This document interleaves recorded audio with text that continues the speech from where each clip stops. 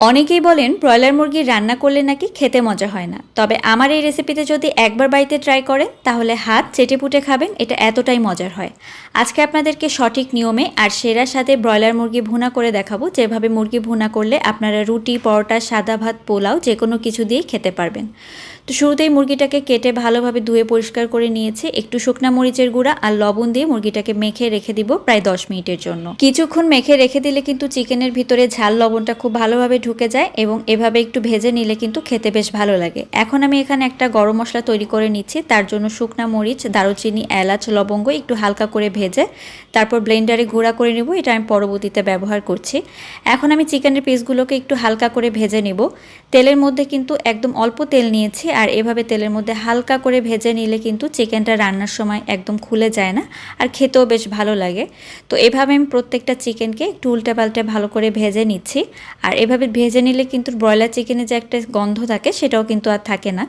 তো ভাজা হয়ে গিয়েছে, দেখতে পাচ্ছেন কেমন ভেজে নিয়েছি। এখন তুলে নিয়ে আমি এখানে গোটা গরম মশলা আর তার সাথে গোটা জিরা দিয়ে একটু তেলের মধ্যে ফোড়ন তুলে নিচ্ছি। আর তারপর দিয়ে দিব একটুখানি তেজপাতা, মানে এখানে একটা তেজপাতা নিয়েছি।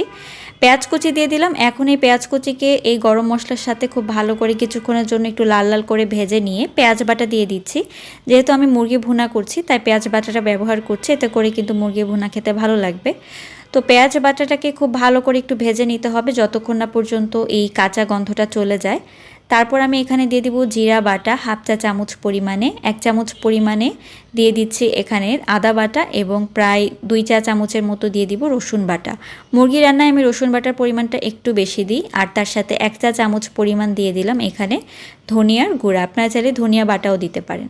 তো মশলাটাকে ভালো করে একটু কষিয়ে নিয়ে তারপর দিয়ে দিব শুকনা মরিচের গুঁড়া। মরিচের গুঁড়াটা যদি এই তেলের মধ্যে একটু ভেজে নেন তাহলে কিন্তু চিকেন ভুনা রান্না অনেক সুন্দর একটা কালার আসে। আমি সবসময় এভাবেই রান্না করি। দিয়ে দিলাম 1 চামচের মতো হলুদের গুঁড়া আর তার সাথে স্বাদ মতো লবণ। লবণটা প্রায় আমি এখানে 1.5 চামচের মতো নিয়েছি। যেই মশলাটা প্রথমে ভেজে রেখেছিলাম সেটাকে গুঁড়া করে হাফটা আমি এখানে দিয়ে দিয়েছি আর হাফটা পরে ব্যবহার করছি। তো এবার কিন্তু খুব ভালো করে মশলাটাকে কিছুক্ষণের জন্য কষিয়ে নিতে হবে। তারপর আমি ভেজে রাখা চিকেনগুলোকে দিয়ে দিচ্ছি।